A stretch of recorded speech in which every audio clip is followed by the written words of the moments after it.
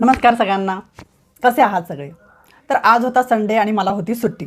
तर आज आमच्याकडे देवदेव होतं. देवदेव म्हणजे काय? आषाढातील गाव नैवेद्य.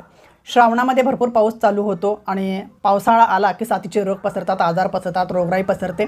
तर इथं अशी प्रथा आहे की आपल्या लेकराबाळांना ही रोगराई होऊ नये, त्यांचं स्वास्थ्य एकदम चांगलं राहावं म्हणून गावातील सर्व देवांना नैवेद्य दिला जातो, पुरणपोळीचा, आणि नारळ पण फोडला जातो.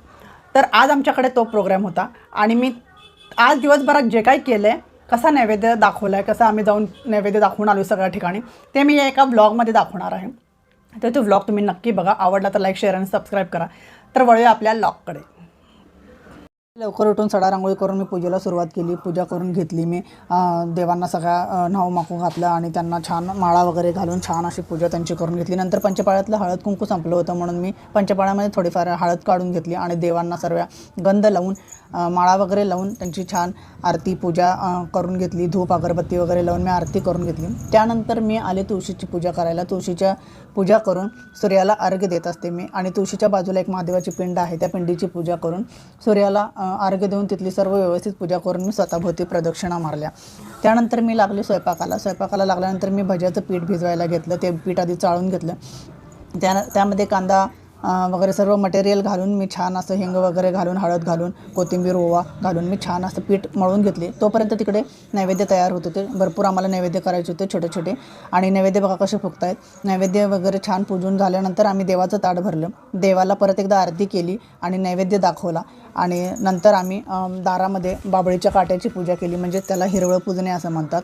ही हिरवळ दारामध्ये पूजून घेतली आणि त्यानंतर तिथं पण व्यवस्थित छान पूजा करून घेतल्यानंतर आम्ही सर्व देवांचे नैवेद्य एका ताटामध्ये भरले आणि त्याच्याबरोबर कडुलिंबाचा पाला वगैरे सुद्धा होता. नंतर मी रेडी झाले आणि चला आता आपण जाऊया नैवेद्य दाखवायला. तर सगळ्यात आधी मी सूर्या हॉटेलमध्ये गेली. सूर्या हॉटेलमधल्या महालक्ष्मीला नैवेद्य दाखवल्यानंतर आम्ही आमची घरचीच रिक्षामध्ये नैवेद्य दाखवण्यासाठी बाहेर पडलो. माझे मामा, मी आणि माझी आई, आम्ही असं रिक्षामध्ये नैवेद्य दाखवण्यासाठी निघालो.